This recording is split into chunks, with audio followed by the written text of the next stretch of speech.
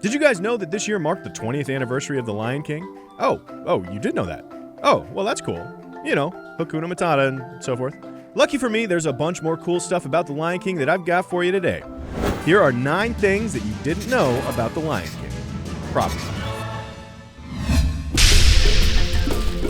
God, The Lion King is so good, you guys. It's the highest grossing, traditionally animated film of all time to this day. So suck it, Simpsons movie. And The Lion King also holds its own even when you factor in computer animated films, taking 3rd place all time behind Frozen and Toy Story 3. But what most people don't know is how scattered the production was when animating The Lion King. For example, in this scene with Simba and Scar, the lead animator on Scar was working in LA and Simba's lead animator was working out of Florida. Meanwhile, Jeremy Irons recorded his performance in London. If that wasn't enough, an earthquake towards the end of production forced all the California animators to have to finish animating the film from their homes. When you think about how fragmented everything was behind the scenes, it's amazing to see how seamless the final product is, especially considering that Disney thought Pocahontas was going to be their bigger movie and had their so-called B team working on Lion King. Way to come through, B team. The Lion King is about as close as you get to a perfect movie, but even still, it does have a couple of animation mistakes. For one, in this scene with Rafiki, his chalk is this deep pinkish color in the bowl, but then it's a lighter, brighter shade when he puts it on the wall. And to be honest, I can barely even see much color difference, and I would have never noticed, but the filmmakers are actually the ones who revealed this error, making it into the final film. And in this scene with the elephant carcass, we have what's called a color pop. Here it is again in case you missed it. The animators just simply didn't have enough time to fix it before their deadline. And now you'll never be able to unsee those mistakes every time you watch this movie. So, sorry. Oh, but by the way, the guy who animated Rafiki, James Baxter, is the same person who animated Belle in Beauty and the Beast and Roger Rabbit in Who Framed Roger Rabbit. Boom!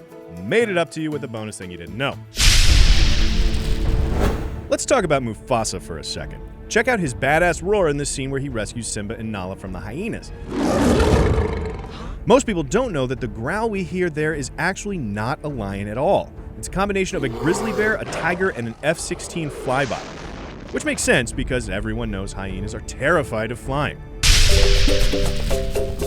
Did you know that Simba has something in common with Prince Akeem from Coming to America? And it's actually a pretty big thing. Simba and Akeem have the same parents.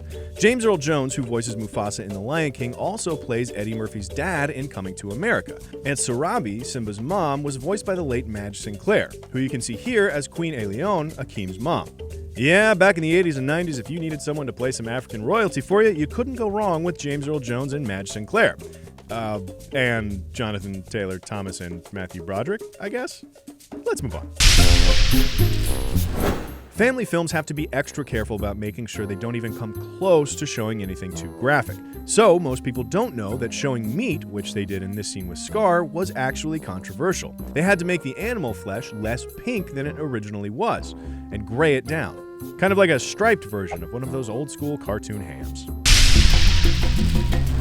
The Wildebeest Stampede is a huge scene, not just in the movie, but also in its production history. They had to create a special avoidance computer program for it, which made it so the wildebeests would run toward each other and then turn away at the last moment. This made it so they wouldn't pass through each other like ghosts, and so that their paths would look realistic for a stampede. Each wildebeest movement is actually based on the same run cycle. The animators just added in jumps, bucks, and other movements to mix it up. And it took the entire 3 years of production for the sequence to be completed. 3 years for one sequence. God, animation is hard work, you guys. Almost as hard as voiceover. Let's get into how tedious animating can be a bit more with Simba's whiskers. Did you know that each of Simba's whiskers had to be drawn on a separate piece of paper? If you think that sounds like a nightmare, you're right. And it also explains why the lionesses don't have whiskers. Because the animators were too fucking lazy. Am I right? No, JK. JK, you guys. Just kidding. JK stands for just kidding. Next thing.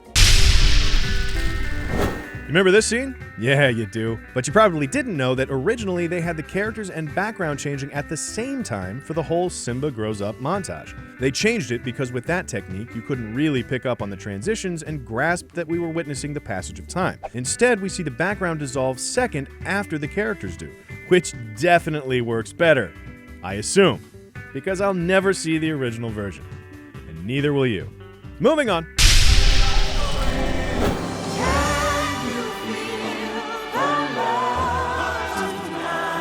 Can You Feel the Love Tonight won an Oscar for Best Song. Everybody loved it, we all know that. The surprising thing is, Tim Rice had to write the lyrics to the song some 18 times because of changes from Disney executives. Elton John had always envisioned the song as a classic Disney love song, but as the film was being made, the song evolved into a weird, jokey version where Timon and Pumbaa sing the song to each other. Luckily, the filmmakers realized that was a less than good idea, so we wound up with a final hybrid version where Timon and Pumbaa get us into and out of the song, but the meat of the song is what Elton John had always intended.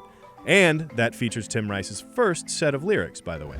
That's it for us today, but Disney is probably sending goons to the Cinefix offices right now to, break our thumbs or whatever. But hey, maybe they'll look the other way and won't sue us. Kind of like how Tezuka Productions looked the other way when Disney borrowed inspiration from Kimba the White Lion for The Lion King. Whoa, hey, no! Ow, no, my thumbs! I need my thumbs! Anyway, thanks for watching. Be sure to check out Cinefix.com and subscribe for more true-ish things about movies, and sometimes Mufasa, right here on Things You Didn't Know.